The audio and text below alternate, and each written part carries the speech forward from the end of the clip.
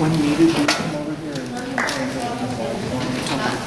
need to do is hit like down, up, down, up. Sure. And then you go back and up. Good evening, everyone.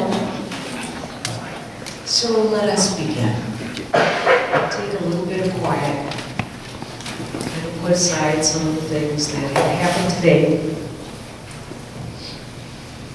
and just be here in the room.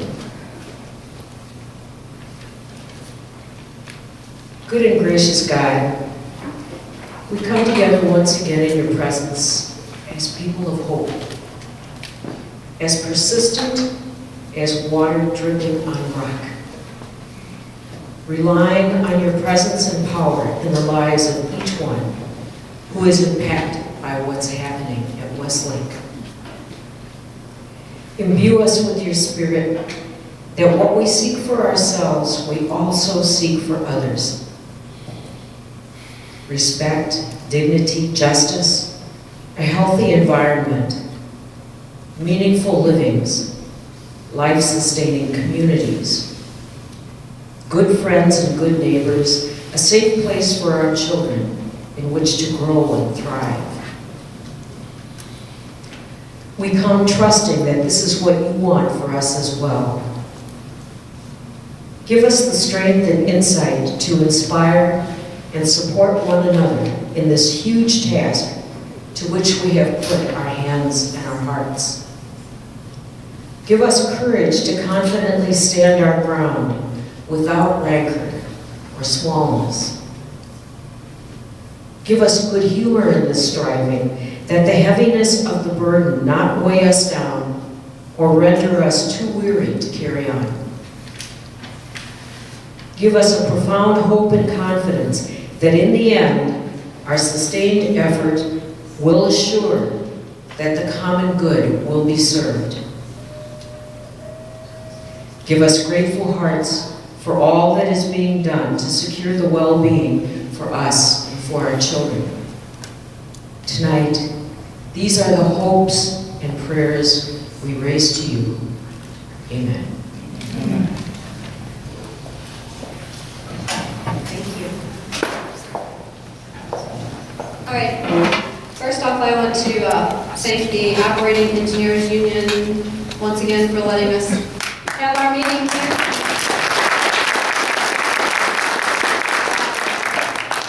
And then to let you guys know that the Facebook page is still growing. We would encourage everyone that has Facebook to share with your friends and your family and share the group with them, and let's get some more people on there and get this out there a little bit more. We also want to let you know about the website again, stlredwastelegacy.com. You can always visit there.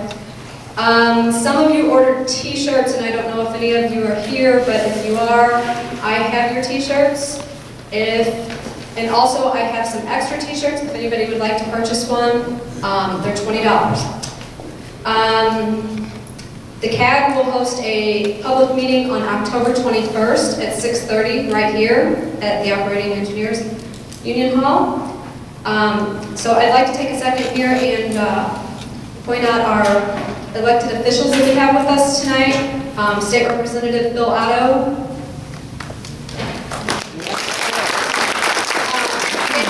County Councilman Steve Stanger.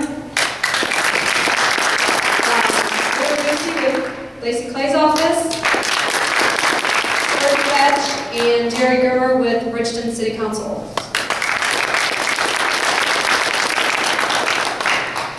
Okay.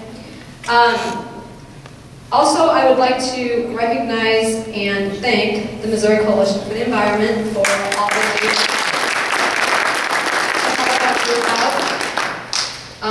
as well as we have several organizations here tonight.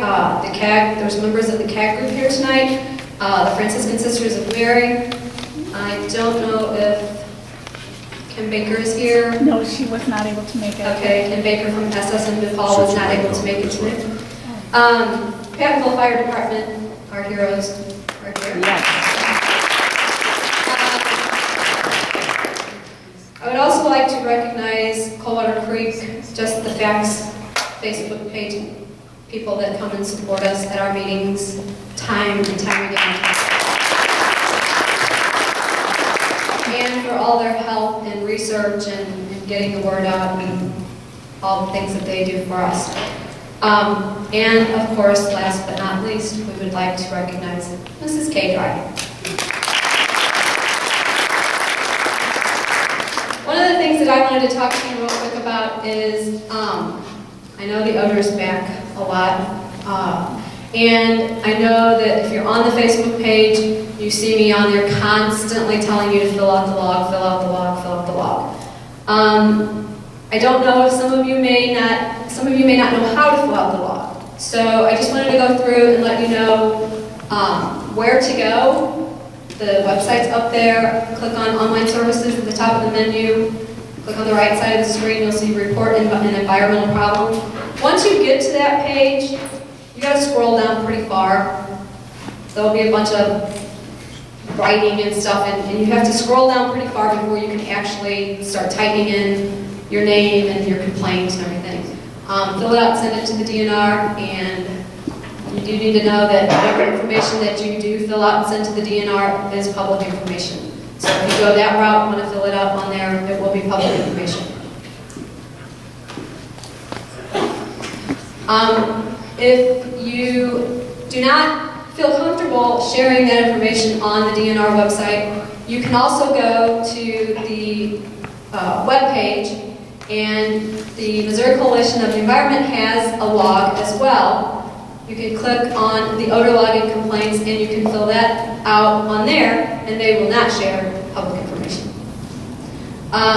They will distribute this information to the Attorney General and DNR with odor log responses once a month or more frequently as requested while concealing personal information. So that leads me to Ed Smith.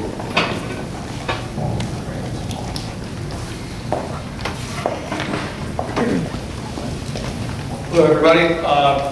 Bill's here from County Executive Dooley's office as well. I just got here, so make sure we represent.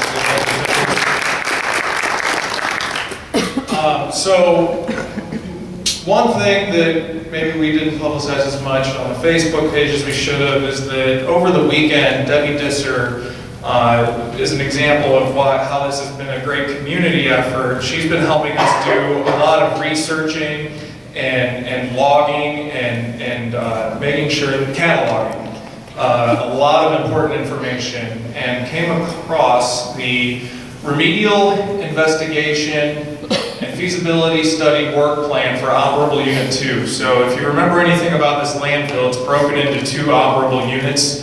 The radioactive wastes are under the jurisdiction of the Environmental Protection Agency. That's operable unit 1. And operable unit 2 is the rest of the landfill, which is under the jurisdiction of the Department of Natural Resources. It's all super fun. And this is from 1995. It was a report prepared by Bridgeton Sanitary Landfill. It was owned by Laidlaw at the time, not Republic Services. And the EPA Superfund Division branch Region 7 over here, that's the Environmental Protection Agency. So that's where this document was sent. This will be up on the Facebook page later today. We wanted to share this information with you first. Next. And one thing that we found in it that was of incredible concern that we had not seen before was that there was a landfill fire in the North Quarry in the 1990s. First reported in 1993, an underground fire of unknown origin was detected along the northern quarry wall of the area originally permitted under this permit here, immediately east of the flare station. To determine the extent of the fire, the engineering company from Cincinnati, Ohio did an infrared thermograph study. They also did temperature monitoring probes and determined that there was a fire there. No underground lateral migration was detected. This is the only blurb in this document about this landfill fire. This was brand new news to us this past weekend.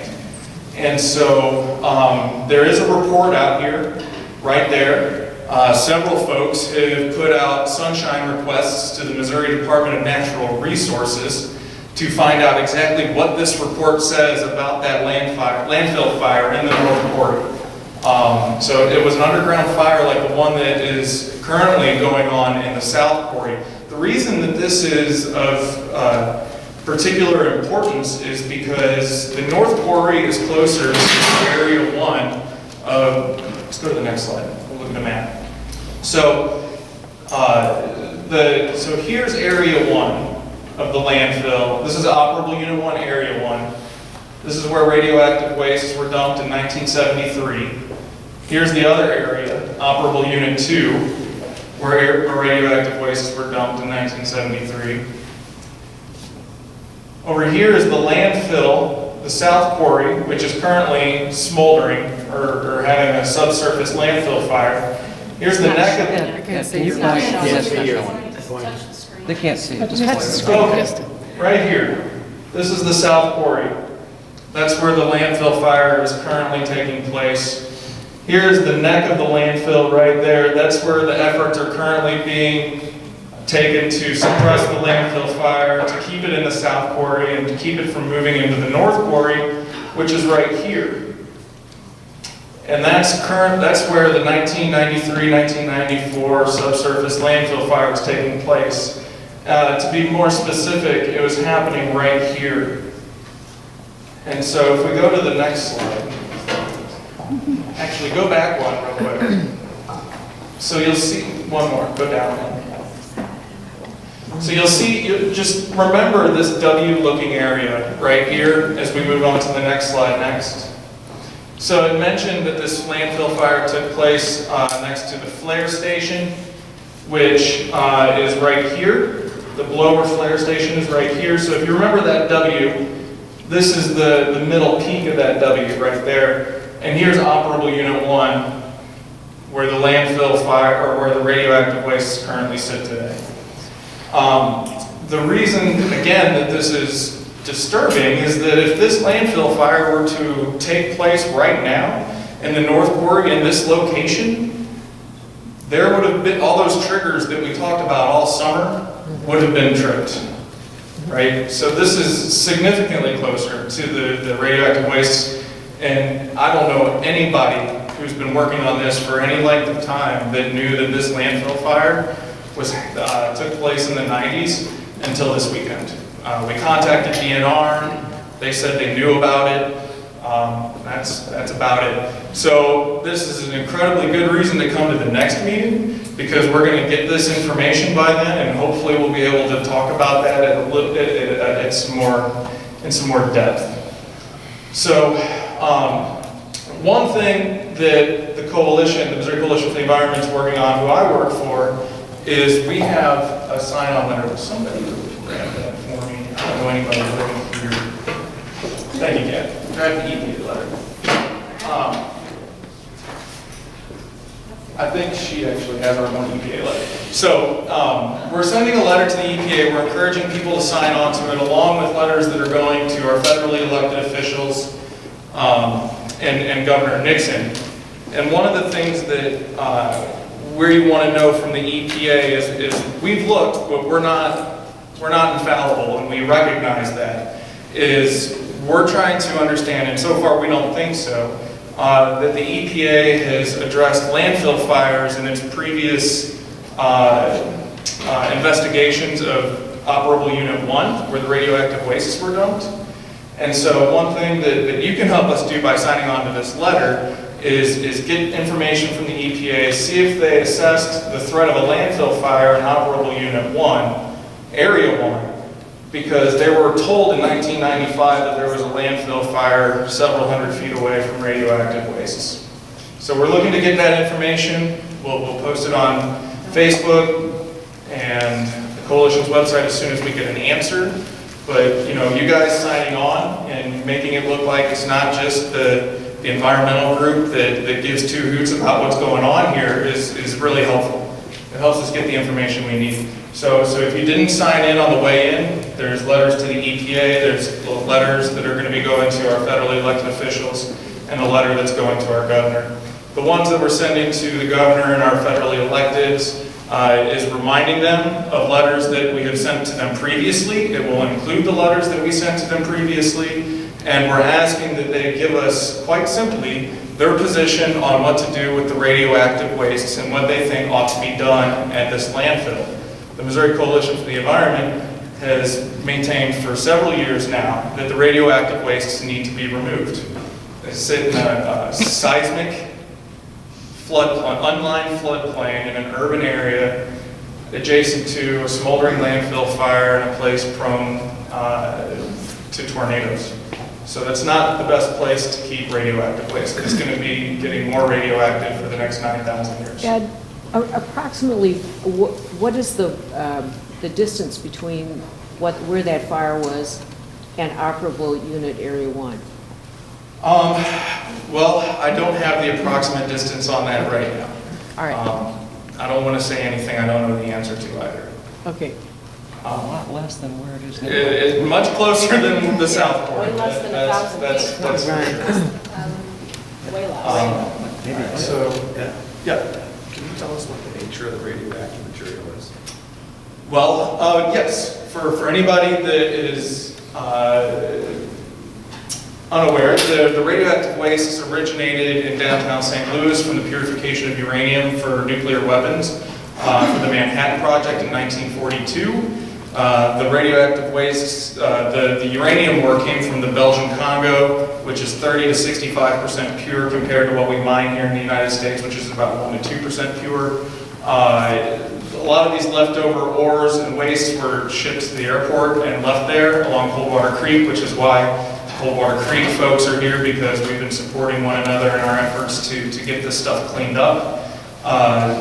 Because the ore was highly concentrated compared to what we have in the United States, there are a lot of companies that were interested in it from a mineral perspective and a value perspective. So this federal government sold off these ores through a request for proposal, and they landed with the Cotter Corporation, and then the Cotter Corporation moved them from the airport to Labby Avenue in Hazelwood, dried them out so it would be cheaper to ship to Colorado. They eventually got shut down. We were told to clean up the site. And their version of cleaning it up was piling it into some dump trucks and moving it over to the West Lake Landfill and dumping it there in 1973.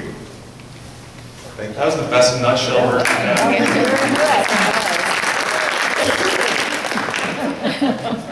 Next. Yeah, okay, so for one of the more immediate concerns that we have, several, this one included, is that Republic Services wants to use a brush hog. Wait, you were going to talk about this, right? Yeah. Here, go ahead. I talk so much. I think people thought there might have been a Cardinals game tonight. No. We'll win tomorrow. Real quick before I talk about the brush hog, I want to show you guys this document. The document that all the new landfill fire, well not new, the old one from 20 years ago was found in this. It was buried in this document. These are thick, heavy documents with maps, and I just want to brag about the community real quick, because we have a CAG, we have a community group, and we're not separate groups. We're one coalition. This community has formed a coalition, right, Doug? Amen. We have formed a coalition, and together we're working on going through these documents and finding stuff. And we're finding good stuff. We're finding stuff that people haven't found before. This is a testimony of that. And the reason this is so important is because we could use your help. We need, last night, how many pages did you read on the feasibility study, Ed, last night? A lot. We actually emailed back and forth and broke up this huge document that's like 1,600 pages long. We broke it up into fifths and each took a section with a highlighter looking for something. I mean, that is what we're doing. We stayed up as late as we needed to get it done. That's what it takes, and the unfortunate thing is that's what it takes right now to keep this community safe. Is there a single place where if somebody wanted to follow this from the very beginning and basically learn everything there is to know about it, is there a single repository where this information could be found, or is it sort of kind of in different locations? That's a really good question. What he asked is there one place you can go to find all this stuff, aside from Kate Wright's basement? I'm sure Kate would invite you. I followed the Facebook page, and I read the Facebook page, I just didn't know if it was. Sure, Right, files well, on Facebook. yeah, we have files on Facebook, we Yes. have files on our website. Deb Disser is working so hard on categorizing this and putting it on zip drives, because that's one thing that we need.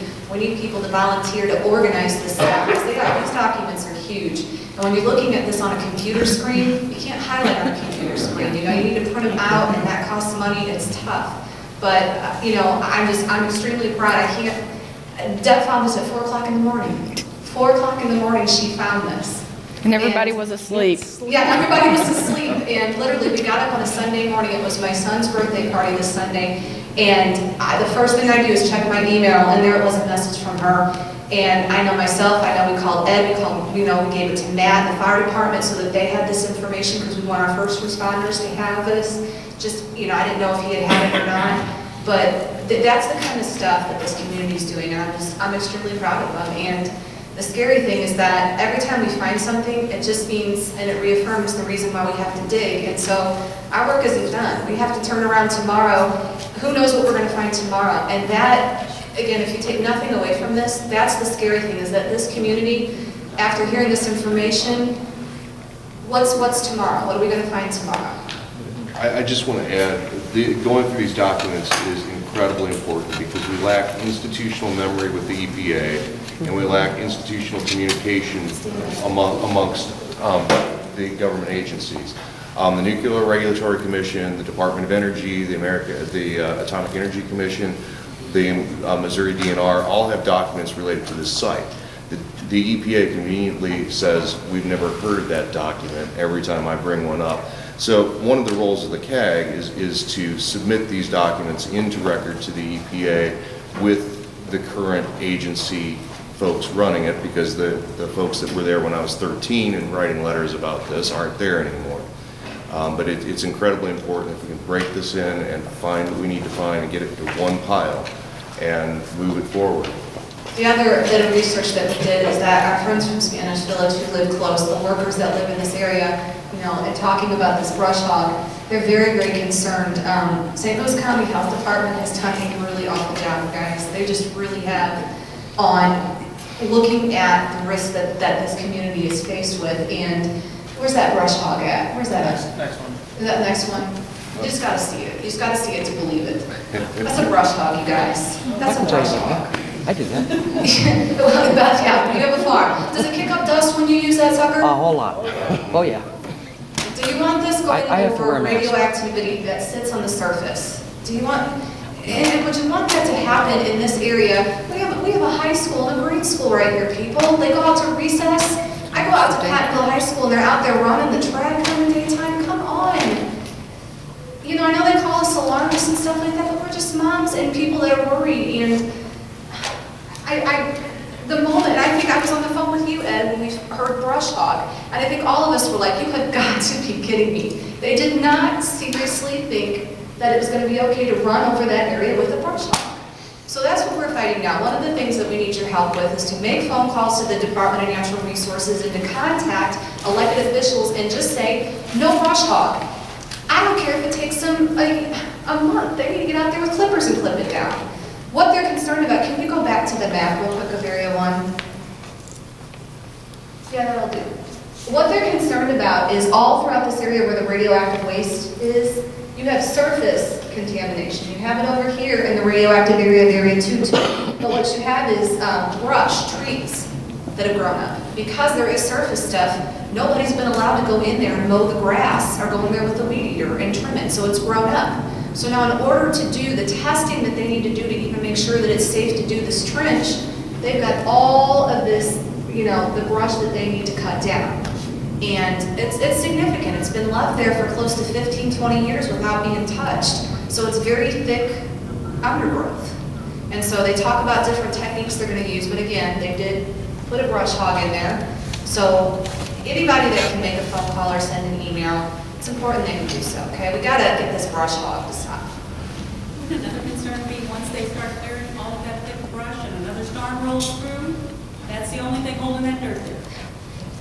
Yep, and that's why I was gonna go on to second thing. Here's another, yeah, What are they gonna do with the trimmings? Where are they gonna put that stuff? they're gonna lay it next to it.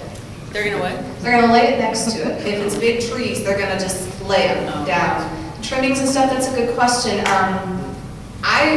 I know that any dirt that they get out of here that's radioactive, you know, there's an argument over what is radioactive up on this landfill, like what number purity per gram per liter that they're gonna go by.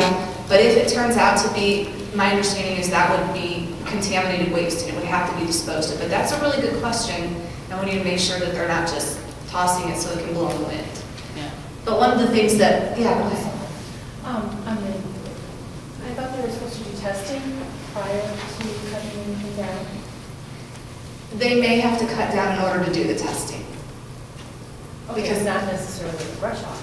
Yeah, well, yeah, no, they're not gonna use a brush hog, let's get that straight, we're gonna argue that one. No brush hogs need to be used up here, but no, in order to do the testing to figure out where they can build this trench, they are probably gonna have to clear out some of this brush. So we need to make sure that it's done safely, and we need to make sure our health department's on it, we have proper air monitoring. Right now, we don't have air monitors up there that can measure alpha and beta emitters. So let's say that somebody goes up there and starts kicking up radioactive dust, and it blows over to Spanish Village. Your air monitors are not capable that are up there right now of picking that up. No one would know. You just wouldn't. So one of the things that we're working on, and I know some of the people have asked us to look into, are temporary structures. And I spent maybe 5-6 hours looking through this, and I found one right here off of Dorset. They make these temporary structures, and actually, you know what, I'll pass this one around. There's a bunch of them in here. But the really cool thing about this is it's local. It's right off of Dorset, and they're already pre-made, so you order the size you want. These things, you could host a football game under some of these. They make them that big. And so that is one thing that I think, you know, Spanish Village folks would like to see, a temporary structure up there. It'd be nice if they would do it during the testing, but certainly during the digging, we think that that's not, you know, an unnecessary thing to ask for. All of I it. know- What? All of it. All of it, you want it done for all of it? You guys are ground zero. You're right there, so yeah. Where they, can you show on the map where they're talking about putting the trench in? Matt, do you know better? Can you look at this map and give an approximation Of the of trench? the trench? It would be cut across the, if north is the top of that, yeah, right where the red pointer is and it comes all the way across. So right across like this? No. You're Comes down like actually, this. yeah, more symmetrical to the shape of the land. So symmetrical to this? Yes. So it would come down like this? Yes. So they're going into, They're going into the waste? Well, it's all waste. They're going into OU1. Yeah, they're going into OU1. So right now, the engineering company that the potentially responsible parties hired, including Republic Services, General Atomics, and the Department of Energy, they have an estimated extent of the radiological material in OU1, and it's this very funky looking shape, and it's closer to this is the St. Charles Rock Road right here. So the radioactive waste are closer to the Rock Road in OU1 Area 1, they believe. And so the reason that we're against the brush hog is because right now it's estimated where the radioactive wastes are, it's not confirmed, which is one of the points of the gamma cone penetration test. And so, yeah. Ed, I want to digress just a second and say that, you know, in document research, this landfill is one of the worst combinations of substances on the planet. If you take the radioactive waste out of the equation, we still have 4,000 tons of herbicides and pesticides. We've got petroleum solvents, we've got noxious chemicals, we've got dioxins, we've got a whole ton of list of dangerous, nasty things. So when we're talking about digging into this at all, it's a matter of testing and looking into these other components and making sure. I really honestly think that we need to have a cap over the entire construction at the time. I think it's something we need to fight for. Amen. And a relocation. So right now, the second part of the plan to dig the trench, which we don't, I mean, if we think Coalition for the Environment, if you're gonna dig the trench, just keep going north and get rid of all that radioactive waste. But the trench, the digging of the trench, those plans had not been finalized or made available to the public. The government was shut down. We want all the radioactive waste out, okay? Is that what you were gonna say? We want the Corps of Engineers who have trained engineers to make these decisions, not a company that is worried about how much to spend. If we, maybe the trench is not even a good idea. Yep. And Kay hit on something that I have not mentioned yet, is she's right. So the United States Army Corps of Engineers has been removing and shipping radioactive material from St. Louis, stuff along Coldwater Creek at the airport, downtown St. Louis, to federally sanctioned facilities that are meant to babysit low-level radioactive wastes that are going to actually be radioactive for as long as the planet's been a planet. So that's where we want this stuff to go. And the Corps of Engineers has shown that it's capable. It's removed over 1 million cubic yards of contaminated radioactive material from St. Louis County and St. Louis City. And it'd also be nice to have fresh eyes, just to be perfectly honest, looking at this. You know, I know even just from working on West Lake that if I get glued to it too long, that there's stuff that I begin to miss, and I know that we all experience that in our own lives. So it would be refreshing just to have the Corps of Engineers who's dealt with this material, they know what they're looking for, to come look at a new site and see if there's anything that the EPA's missed, which there has been stuff that the EPA's missed. Again, thanks to some dutiful researching, we have been able to get the EPA to walk back its conclusion that the 8,700 tons of leached barium sulfate, which contained 7 tons of uranium ore, was mixed with 40,000 tons of clean dirt. And that was thanks to reading a 1974 Atomic Energy Commission report that showed that the dirt was actually dirt from the top 12 to 18 inches of the Laddie Avenue facility, where raffinate was just sitting out in the open in mounds for years. It's highly radioactive. It's not highly radioactive material. It's radioactive. Yeah, it's like uranium in powdered sugar farm. Yeah. It blows. Imagine And so this stuff was outside of Laddie Avenue unprotected for several years. If you've lived through any of the spring rains we've had in Missouri, you know they can be heavy. That stuff, now we believe the most soluble radioactive isotopes would have moved with that water that was rained onto these raffinate piles and contaminated the upper layer of soil there. And then, you know, this stuff's also sitting out in the open, and as Don said, it's very fine material and blows in the wind. Yeah. I'm gonna sit down because I'm really tired of you guys. It's been a long couple of days, it's been a long week. But I want to say, you hear radioactive isotopes and stuff, and that some of you may not be familiar with science and stuff, and that's okay. Here's what you need. When you look at the fact that a fire occurred 20 years ago, here's the bottom line. We show point where it was again, point where the really bad area is, point where the fire was. Where was the fire? The fire in 1990. Actually, Ed, it's on this wall coming the other way. I talked to some of the people at DNR today, and they've confirmed the flare stations were at that corner, but directly east, as the document states, would put it on the northern part of the wall of the nope. The this other way. side. Nope, keep coming. Go, no. It's on the inside leg of the W, right where your shadow is, right there. Right there, right there. Well, that's where they, And that's so very close to GEW 50. Yeah, and that's quite convenient. So one of the things, if you've been to our previous meetings, is we've talked about how the gas extraction wells in the North Quarry have been elevated. The latest number, I think the high temperature for gas extraction well 54 was about 153. And so Republic Services statement recently was, well, that site has shown historic high levels of gas extraction well temperatures. Well, hell, there was a landfill fire there in 1993 and 1994, and who knows exactly what's happening there right now. So no, it's not just historic and therefore it's the norm. It's because it experienced a landfill fire. Well, it might have been right, the temperatures are going down. Here's my thing, and raise your hand if you think that if the EPA knew there was a fire in 1993, it was a good idea for them to decide to cap this thing and leave it here in 2008. I'm just saying, that's my problem, that's my problem. If we're in possession, and I know they have it, it's stamped Superfund, so let's say that they didn't read it, right? Let's say they didn't read the document and they went ahead and decided to cap it. Well, shame on them for not knowing their Superfund documents. Come on. Let's say they knew about the fire and they said no big deal. Shame on them for putting us at risk once again.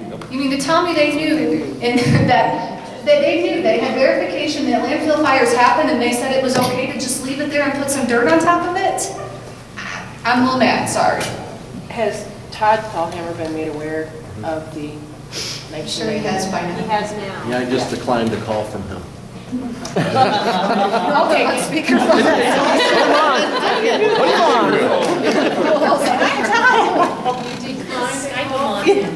He was calling during this meeting, yeah. Take a call. We've talked. He's very well aware of the new information that's there. Did he know about it? Well, that's part of his issue too. Yeah. Because DNR is saying that they knew about this. He, as their expert consultant, feels that if they knew about it, they should have shared this information. You're darn with right. their Not expert any of consultant. his reports, and I mean, Right. his reports were very thorough. He would have mentioned that. Yeah, He he's would aware of mention this that. information. In fact, within minutes of receiving it from Deb, it was forwarded on to him, and yeah, he knows about it. Yep, that's our thought. Okay. Is he still? The question was, Yes. is Todd Bellhammer still contracting with DNR? The answer is yes. Yes. And so two things here real quick. Today is Assistant Chief Levanchi's birthday, so thank you.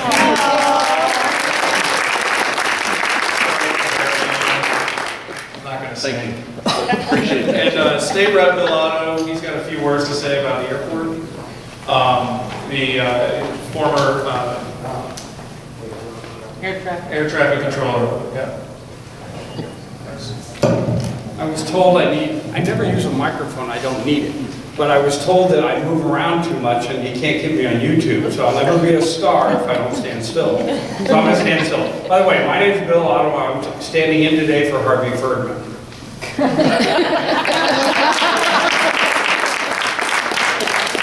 For you guys who don't know, Harvey is he's everything, and he has really got involved in this and done a lot of work, and yeah, I know you'd rather have Harvey than me, but you're stuck with me, okay?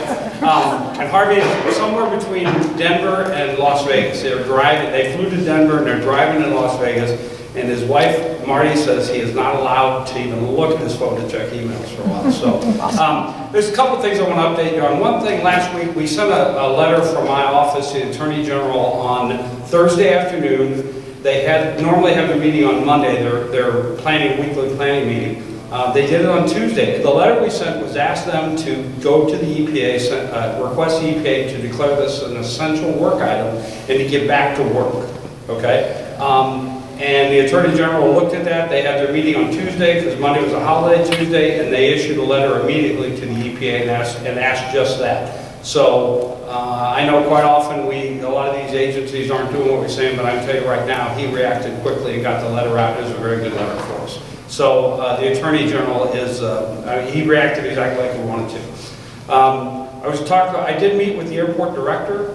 Their primary concern, they have some concerns about, I know we have some concerns about their jurisdiction. Their concern is, number one, is obviously bird activity, okay? And you guys know I worked at this airport in the early 90s when the landfill was active. Bird activity is a concern.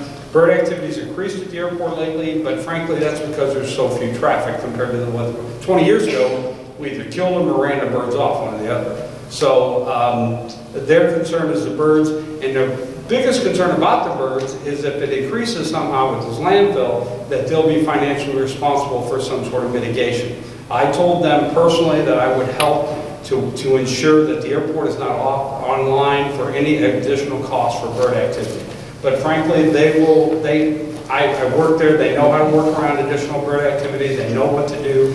They'll do their part. We're just trying to make sure that they don't get asked for, has to spend more money. The airport's hurting enough as it is, they don't want to have to expend more money to drive the birds out if there is increased bird activity there. So that was a big thing from the airport. We had a great talk. I spent about an hour with the director, and they're concerned about this, obviously, as you are, and the community in North St. Louis County here. So I think that was, yes, ma'am, yes. So if this was a covered operation, that would pretty much make the bird issue a moot point, correct?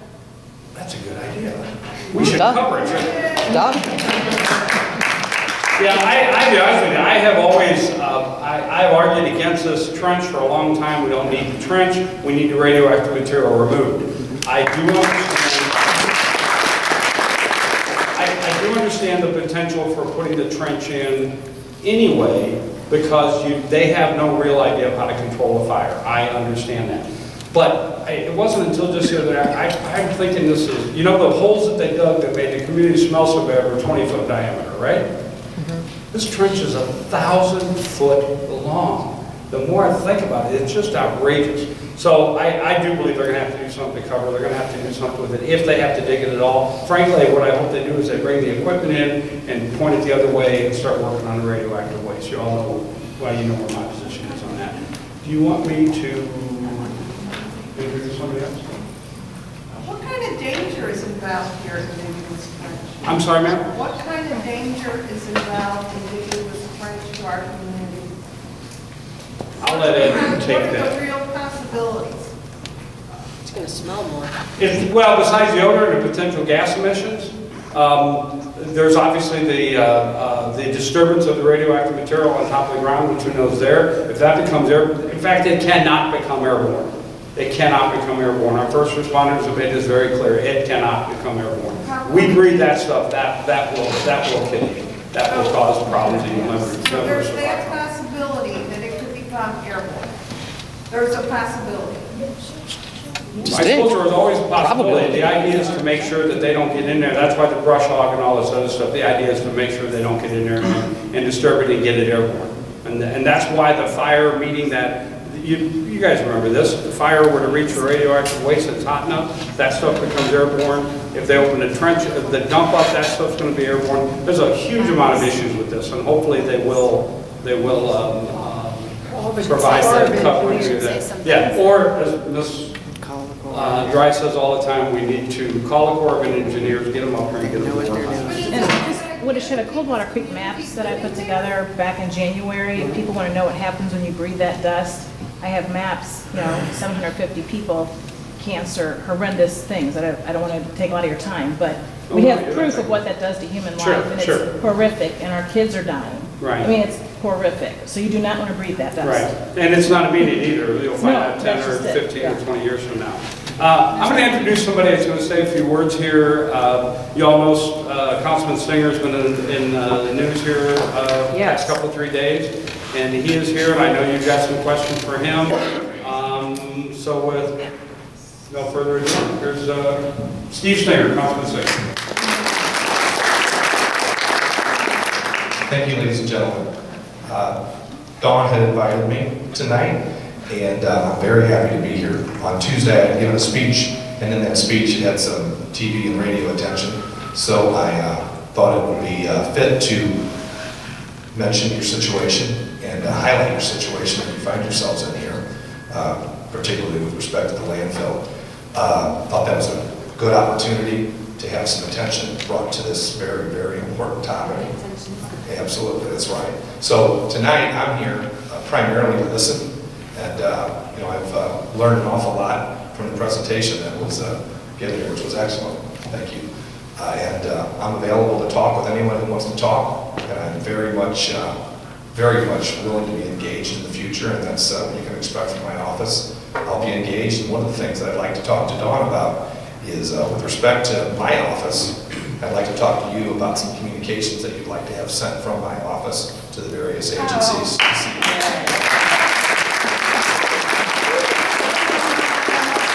We have a lot to say, guys. Sounds like you have a lot to say. It's meaningful.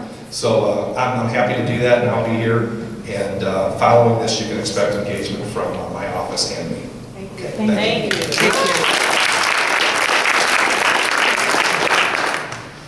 We really want to know what you will do now before election. Oh, For this absolutely. evening. Sure. I mean, the first thing that I have to do is understand what the issue is exactly. And I think that information, it sounds like information is pouring in almost daily. I was speaking with Matt, he was telling me that new information is becoming available all the time, and things are becoming clearer and clearer. I think the best thing that I can do as a county elected official, and that's, like you said, prior to the county executive race, the best thing that I can do, and really even after that, and you can expect that after that as well, is communication with the various agencies to bring attention to the issues, to identify the issues so they know clearly what the community wants to be heard on, and identify those issues and make requests of the various agencies. One of the things that was mentioned by Ed was having air monitoring around this location. And that's something that, I'll tell Dawn, I'll tell all of you, that if I can use Dawn as a conduit for communication, if that would work, and if we can gather the communication and funnel it to me, I'm happy to send out a letter ASAP requesting that that be done. And that's not, I can't promise that it's going to be done because a councilman asked for that, but I'll tell you that that letter, and I've seen it in other areas of the county, particularly there's an issue in South County that we have, and I wrote a letter to the DNR, and that letter got quite a bit of attention for that local area issue. And we can do the same thing here. And not only will we generate attention, hopefully we'll generate some action. And that's what we're looking for. Excuse me, so then can you clarify for us that this perhaps is in the jurisdiction of St. Louis County? Well, I'll tell you what, we have a health department in St. Louis County, all right? I'm not in the executive branch, I'm in the legislative branch. We do have a health department in St. Louis County. We used to have landfill inspectors, to my knowledge. We don't, from what I understand, we no longer have those, and maybe Billy could answer that question. We still have them. You do still have them, okay. Well, if we have them, then we probably need to talk to them and get them out here and have them do their jobs and have them inspect. And one of the things that I would ask for is, that this monitoring be done. I think that's one of the first things that needs to be done. So that, yeah. But I think what we've been running into, we hear from many elected representatives in St. Louis County and throughout the state and the metropolitan area, it's not my jurisdiction. Well, and I'll tell you this, we're going to determine what that jurisdiction is and what St. Louis County can do. And I'll tell you, even if it's not my jurisdiction or the county's jurisdiction, we need to use the bully pulpit that we have as county officials. Right.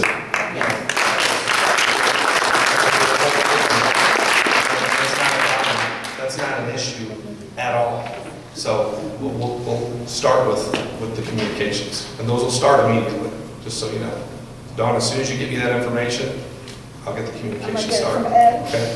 If you're going to ask for some help, could you ask the Corps of Engineers? Yeah. We can communication, they have munitions experts, they have, radio out, they've done all the cleanup so far in St. Louis County. Okay. And, they're knowledgeable and they're here. And they're going to leave St. Louis in a couple of years if we don't get them onto this project. This is a very frightening project. It'd be cheaper just to move them down the street than to bring them back later.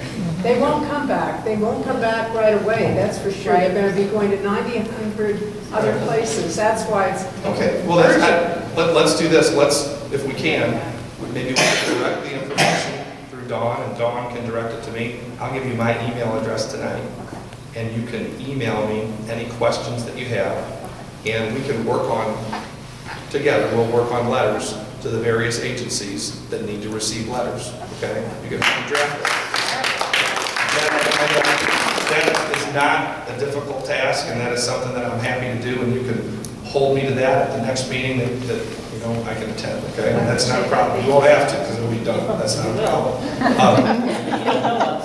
Oh, no problem. I know, I'm very fine entering into this relationship. When I entered here, I knew that you would be expecting some results, so we're going to do our best.